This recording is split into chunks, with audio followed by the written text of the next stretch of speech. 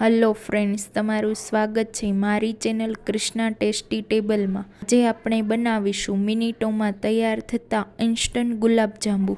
બજાર કરતાં આ ગુલાબજાંબુ ખૂબ જ ઓછા ખર્ચામાં તૈયાર થાય છે, જેને આપણે કોઈ પણ જાતની મહેનત વગર મિનિટોમાં ઇન્સ્ટન્ટ ગુલાબજાંબુ પ્રીમિક્સ સાથે બનાવીશું, જે બનાવવામાં એટલા સહેલા છે કે પહેલી જ વારમાં એકદમ બજાર જેવા ગુલાબજાંબુ ઘરે તૈયાર કરી શકો છો। તો ચાલો રેસીપી ચાલુ કરીએ। આવી જ નવી રેસીપી જોવા માટે હજુ સુધી ચેનલને સબસ્ક્રાઈબ ન કરી હોય સબસ્ક્રાઈબ કરો। ગુલાબજાંબુ બનાવવા માટે મેં અહીંયા બજારમાં મળતા ગુલાબજાંબુ પ્રીમિક્સ લીધું છે। આ પ્રીમિક્સ કોઈપણ કરિયાણાના સ્ટોર પર ખૂબ જ સહેલાઈથી મળી જશે। પ્રીમિક્સને બાઉલમાં એડ કરો। આ પ્રીમિક્સમાં કોઈ પણ ઇન્ગ્રીડિયન્ટ એડ કરવાના નથી। તેમાંથી લોટ બાંધવા માટે મેં અહીંયા અડધો કપ વજનમાં 120 ml જેટલું દૂધ લીધું છે। તમે તેની જગ્યાએ પાણીનો ઉપયોગ કરી શકો છો। પ્રીમિક્સમાં થોડું થોડું દૂધ એડ કરતા જઈને હાથની મદદથી મિક્સ કરી લઈએ। તો આપણે લોટને સારી રીતે બાઇન્ડ થઈ જાય ત્યાં સુધી મિક્સ કરી અને સોફ્ટ એવો ગુલાબજાંબુનો લોટ તૈયાર કરો। અહીંયા હાથને થોડો ઘીવાળો કરી લીધેલો છે। ઇન્સ્ટન્ટ મિક્સને ખૂબ જ સારી રીતે સરખું ભેગું કરી લઈએ। તમે જોઈ શકો છો લોટ આ રીતે બાઇન્ડ થઈ ગયો છે। લોટ એકદમ સોફ્ટ છે, જે ગુલાબજાંબુ બનાવવા માટે એકદમ પરફેક્ટ છે। જો આ સમયે લોટ તમને થોડો પણ કઠણ લાગતો હોય તો 1 થી 2 ચમચી દૂધ એડ કરી સોફ્ટ લોટ તૈયાર કરો। હવે તેમાંથી ગુલાબજાંબુ તૈયાર કરવા માટે થોડુંક મિક્સ હાથમાં લઈ લઈએ। તેને બંને હાથની હથેળી વચ્ચે થોડું પ્રેસ કરતા જઈને બોલનો શેપ આપી દઈએ। નાની સાઈઝનો કોઈ પણ જાતની ક્રેક્સ વગરનો બોલ તૈયાર થઈ ગયો છે। અહીંયા આપણે બોલને થોડા નાની સાઈઝના જ કરવાના છે, કારણ કે તળતી વખતે તે થોડા ફૂલી જશે અને ચાસણીમાં જશે એટલે સાઈઝમાં ડબલ થઈ જશે। તો આ રીતે બધા ગુલાબજાંબુના બોલને તૈયાર કરી લીધા છે।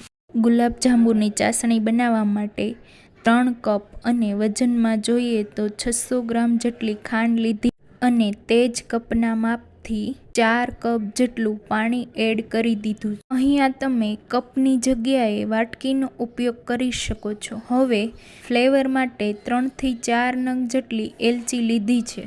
હવે મીડિયમ ગેસની ફ્લેમ પર સારી રીતે ખાંડને ઓગાળી લઈએ। અહીંયા ખાંડને ઓગાળતી વખતે ગેસની ફ્લેમ હાઈ નથી રાખવાની, નહીં તો પાણી બળી જશે અને ચાસણી ઘટ થઈ જશે।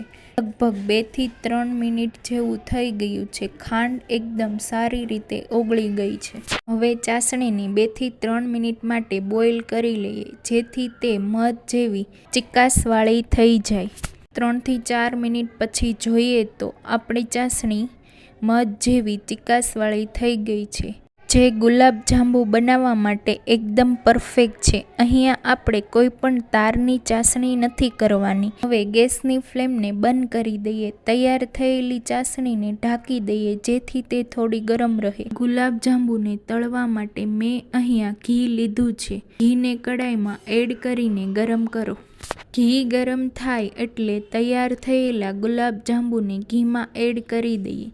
ઘીને આ રીતે થોડું થોડું હલાવતા જઈ અને આ રીતે તળી લઈ। જાંબુને તળતી વખતે ગેસની ફ્લેમને મીડિયમ ટુ લો જ રાખવાની છે અને તેને આ રીતે ચમચાની મદદથી હલાવતા જવાનું, તેથી ગુલાબજાંબુ ફરતા રહે, બધી જ બાજુથી એક સરખો કલર આવે। અહીં જાંબુને તળતી વખતે ગેસની ફ્લેમ હાઈ રાખશું તો તે બહારથી કૂક થઈ જશે, અંદરથી કાચા રહેશે। તો ગુલાબજાંબુને તળતી વખતે લગભગ 5 થી 7 મિનિટ જેવું થઈ ગયું છે। તો બધા બાજુથી સારી રીતે તળાઈ ગયા। તો તળાઈ ગયેલા જાંબુને ઝારામાં લઈ લઈએ અને તરત જ ચાસણીમાં એડ કરવાના છે। ચાસણીનું ટેમ્પરેચર ચેક કરીએ તો તે હાથ અડાડી શકાય તેટલું ગરમ છે।